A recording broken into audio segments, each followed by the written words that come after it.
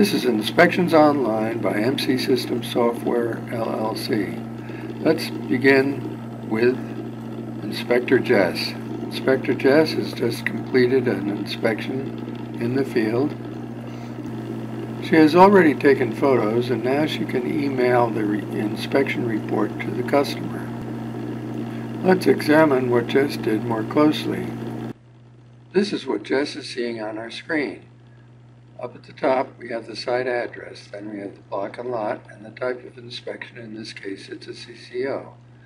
There's a contact name and telephone number if we have it, and we have the owner's name and address.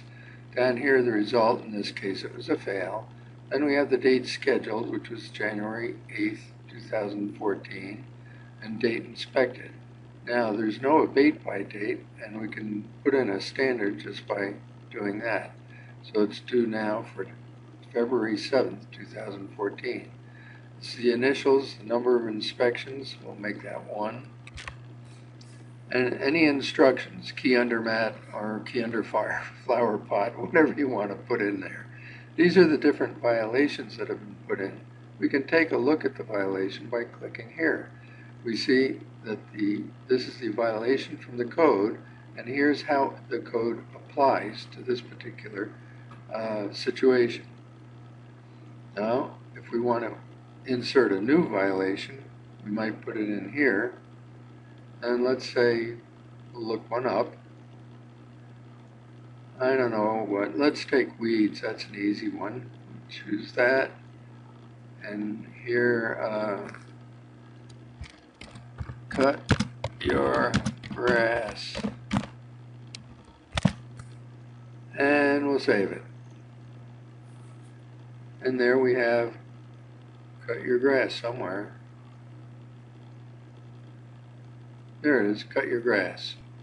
There we go. You go backwards and forwards here. Only shows 4 at a time. Alright, so we have the broken sidewalk, cut your grass, rat droppings in basement, and change to metal. That would be the exhaust vents.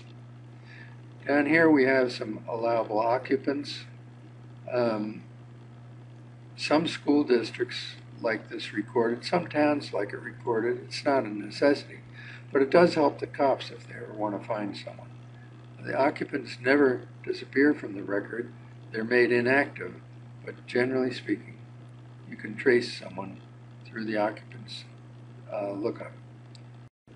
Let's take a look at the photos. We already have one photo. Now we'll try and insert another photo. Let's insert a photo for change to metal, I guess. We'll choose this one. I'm not quite sure that's what it is, but we'll choose that one.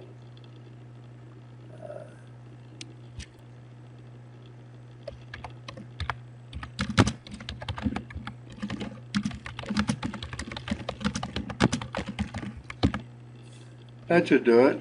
We'll save it. Here we have the second one saved. We're pretty well complete with this inspection, unless you see something. So we'll save it. Now this is the inspection we just looked at, and it's a failure. We'll print a failure report, and then we'll email it.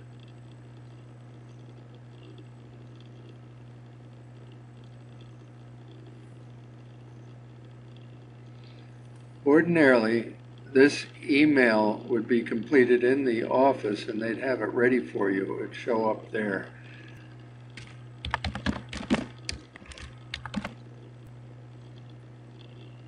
And we'll send it. Now it's done, it's sent. Let's do one last thing with this inspection. Let's pretend that all violations have been cleared. We have to mark them as cleared. You can see this violation has already been cleared. Well, let's clear this one too. Abated. Save. Abated. Save.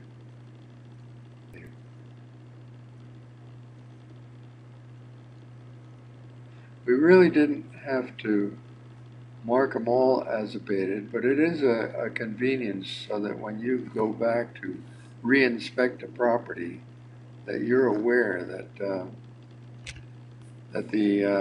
some of them might have been cleared already and you don't want to re-inspect them, but the ones that aren't cleared are clearly evident. I'll mark this as a pass, and we didn't have to do that. We didn't have to clear all these. If everything was a pass, we could just hit the pass button and save it. So I'll go back and save it.